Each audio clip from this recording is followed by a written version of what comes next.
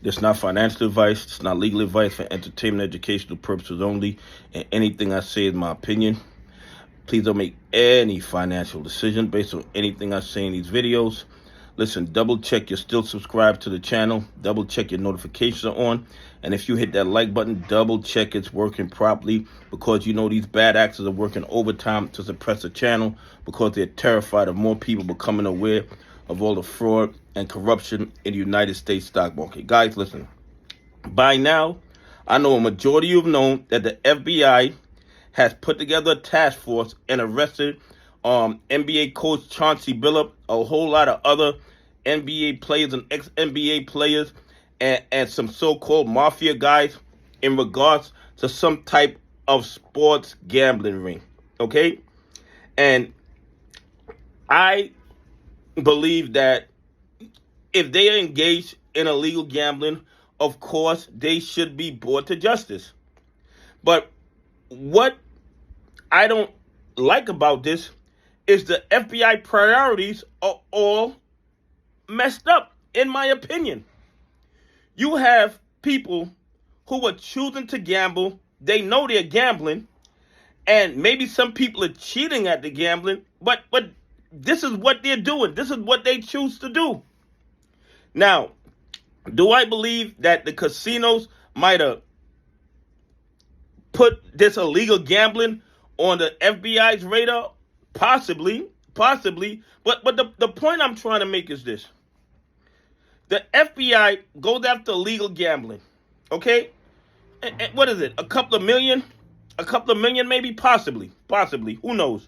I didn't get all the details of it. But here's the thing. You have overwhelming fraud and corruption in the United States stock market. Overwhelming fraud and corruption. The evidence of the fraud and corruption is right there for everybody to see. The FBI has no resources to go after the bad actors that are robbing and stealing trillions of dollars, trillions with a T of dollars, from retail investors, pension funds, and institutions that follow the rules. But they found time and resources to go after illegal sports gamblers. And here's the thing. What do you think would be more expensive to investigate? The illegal sports gambling that requires undercover agents and all kind of surveillance, or an investigation of the fraud in the stock market, where all they have to do is subpoena the trading history, the blue sheets from FINRA and DTCC to prove their case? The evidence of the fraud and corruption in the United States stock market is right there for anybody with subpoena powers to get. Okay? It's right there.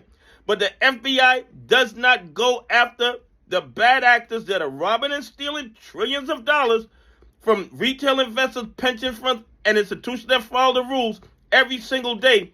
But they find resources and time to go after sports gamblers. And once again, I'm not saying sports gamblers shouldn't be held accountable if they're doing it illegally. Of course, they should be held accountable. But let's look at our priorities, FBI. All the fraud and corruption in the United States stock market. We've been screaming about it for the last 5 years.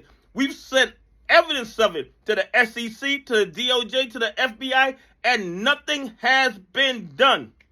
Nobody seems to care about the fraud and corruption in the United States stock market. Before Trump took office, they were screaming about the naked shorting. They were screaming at the top of their lungs. They were sending letters to the SEC. They were sending letters to Congress. Now that Trump is in office, nobody talks about naked shorting anymore. Okay? The bottom line is this. We cannot depend on the FBI. We cannot depend on the DOJ. We cannot depend on the SEC to get us justice.